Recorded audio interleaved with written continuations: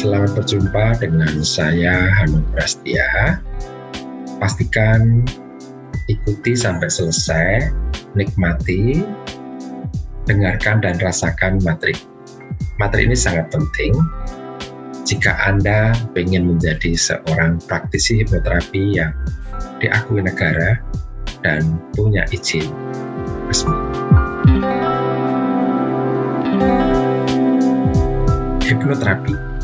Hipnoterapi merupakan salah satu teknik yang dapat digunakan untuk memengaruhi perilaku dan sikap, bahkan membantu seseorang terbebas dari masalah yang berhubungan dengan pikiran. WHO sebagai Badan Kesehatan Dunia mengakui bahwa hipnoterapi merupakan pengetahuan ilmiah dan dapat dipergunakan untuk meningkatkan kualitas hidup manusia. Ini bisa dibuktikan dengan publikasi dan berbagai studi terkait hipnoterapi di laman resmi WHO. Demikian pula, keberadaan hipnoterapi di Indonesia ini semakin diterima oleh masyarakat. Hal ini ditunjukkan dengan semakin banyaknya keberadaan pelayanan hipnoterapi dan program-program pelatihan hipnoterapi di Indonesia. Keragaman berbagai program pelatihan ataupun kursus hipnoterapi dapat memunculkan perbedaan pengetahuan dan keterampilan praktisi hipnoterapi.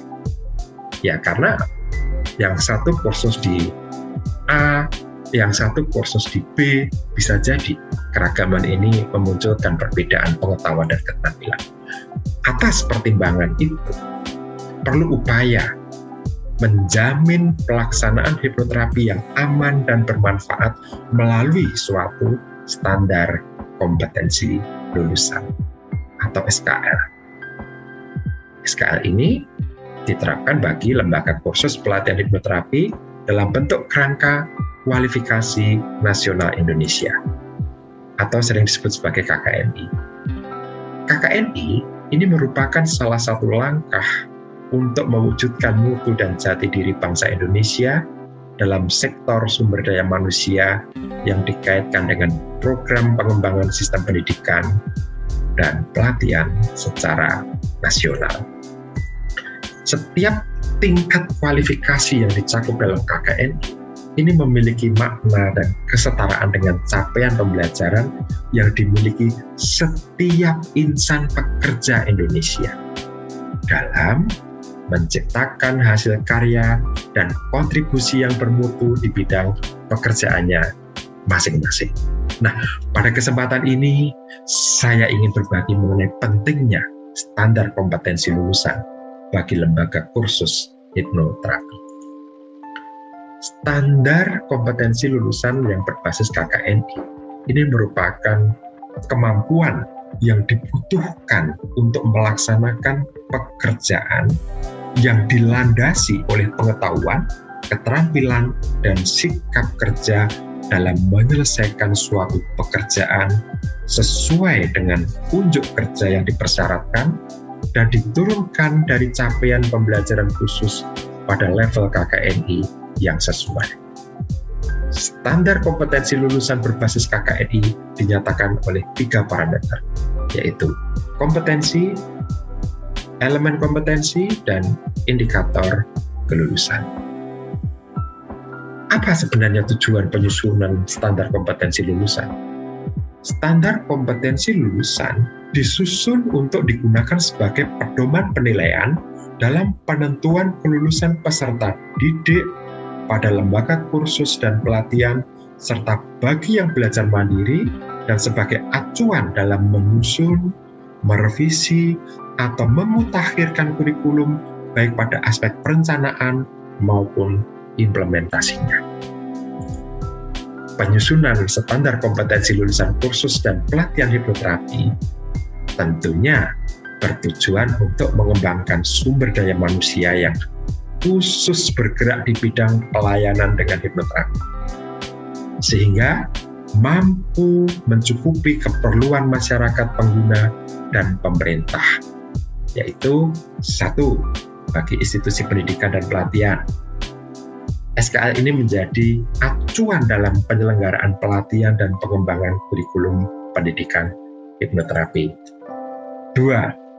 Bagi unit pelaksanaan kesehatan seperti panti sehat, gria sehat, atau istilah lainnya, ini sebagai acuan dalam penyelenggaraan pelayanan hipnoterapi di tatanan pelayanan kesehatan, khususnya panti sehat atau gria sehat. 3. Bagi masyarakat umum, sebagai upaya sosialisasi dan keterbukaan yang lebih luas, sehingga memberi wawasan masyarakat di samping memberi kesempatan menjadi tenaga kesehatan tradisional bidang hipnoterapi, dan sebagai pedoman bagi masyarakat yang memerlukan layanan hipnoterapi untuk menilai dan memperoleh pelayanan kesehatan oleh tenaga hipnoterapis yang profesional. Yang keempat, bagi institusi penyelenggara ujian kompetensi dan sertifikasi, SKL ini sebagai acuan untuk penyelenggaraan ujian kompetensi dan pemberian sertifikasi dari lembaga kursus dan pelatihan di bidang hipnoterapi. Yang kelima, bagi pemerintah, SKL merupakan acuan untuk membuat kebijakan dan penyusunan peraturan yang terkait dengan pelayanan kesehatan di bidang hipnoterapi. Selanjutnya, diharapkan keberadaan SKL ini dapat menjadi acuan lembaga kursus dan pelatihan. Dalam hal apa?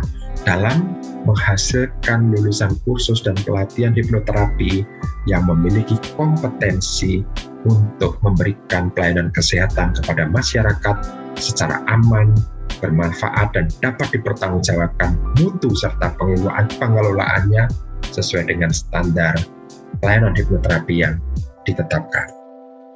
Nah, dengan penguasaan kompetensi sesuai standar yang ditetapkan, berarti seorang praktisi hipnoterapi memiliki kemampuan 1. Menyiapkan sarana dan prasarana praktek hipnoterapi. 2. Melaksanakan persiapan layanan hipnoterapi. 3. Melaksanakan sesi konsultasi. 4. Melaksanakan layanan hipnoterapi. Dan 5. Mencatat proses dan pelaksanaan hipnoterapi, hasil pelaksanaan hipnoterapi. Ya. Jadi ada 5. Kemudian kompetensi lulusan berbasis KKNI itu mencakup profil lulusan. Ya. Lulusan program kursus dan pelatihan hipnoterapi jenjang 3 KKNI memiliki sikap, tata nilai, kemampuan, pengetahuan operasional yang lengkap, dan prinsip-prinsip serta konsep umum yang terkait dengan serangkaian tugas melaksanakan terapi olah pikir dengan menggunakan metode hipnosis sesuai dengan standar pelayanan kesehatan, sehingga klien yang ditangani dapat meningkatkan kualitas hidupnya. Sedangkan jabatan pekerjaan yang dapat ditempati oleh lulusan kursus dan pelatihan hipnoterapi jenjang 3 KKNI ini adalah sebagai seorang hipnoterapis. Nah, bagaimana dengan capaian pembelajarannya? Ada 5 hal capaian pembelajaran bidang hipnoterapi sesuai dengan KKNI jenjang 3. Yang pertama adalah sikap dan tata nilai. Sikap dan tata nilai. Di sini diharapkan praktisi hipnoterapi mampu menerapkan sikap dan karakter dalam melaksanakan terapi dengan menggunakan metode hipnosis. Yang kedua, kemampuan di bidang kerja. Diharapkan praktisi hipnoterapi mampu melaksanakan terapi olah pikir dengan menggunakan metode hipnosis sesuai dengan standar pelayanan, sehingga dapat meningkatkan kualitas hidup klien. Yang ketiga, pengetahuan yang dikuasai. Diharapkan praktisi hipnoterapi menguasai pengetahuan operasional yang lengkap dan prinsip-prinsip serta konsep umum yang dapat digunakan untuk melakukan terapi olah pikir dengan metode hipnosis. Sedangkan mereka juga memiliki hak dan tanggung jawab pada bidang kerjanya dan juga memiliki kemampuan di bidang kewirausahaan. Akhirnya, lulusan kursus dan pelatihan hipnoterapi diharapkan dapat menghasilkan lulusan sesuai kompetensinya dan dapat bekerja sama dengan tenaga kesehatan sebagai upaya meningkatkan derajat kesehatan perorangan, keluarga, dan masyarakat, khususnya dalam mengatasi berbagai masalah yang dapat dikelola melalui keterampilan hipnoterapi.